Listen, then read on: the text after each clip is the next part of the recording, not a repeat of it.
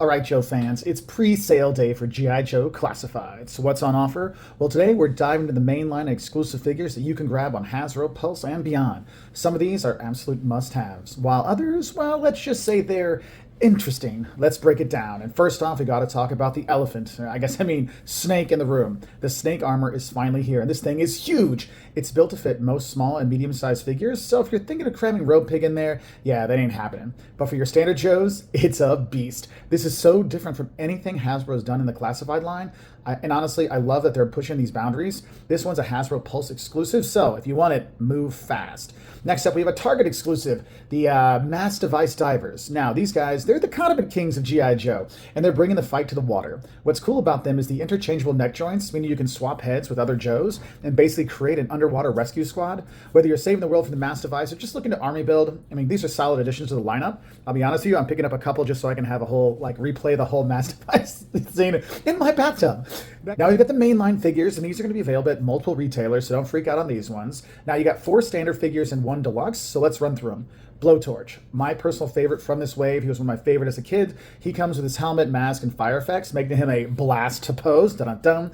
You know, it's not exactly the classic look because it's not super yellow and super red because they kind of toned it back a bunch. Spoiler alert, I'm sure there'll be a retro version that's very yellow and very red, but awesome accessories, so this is one I'm definitely going to grab. Next up, we've got Darklon, Destro's cousin and king of the random color schemes.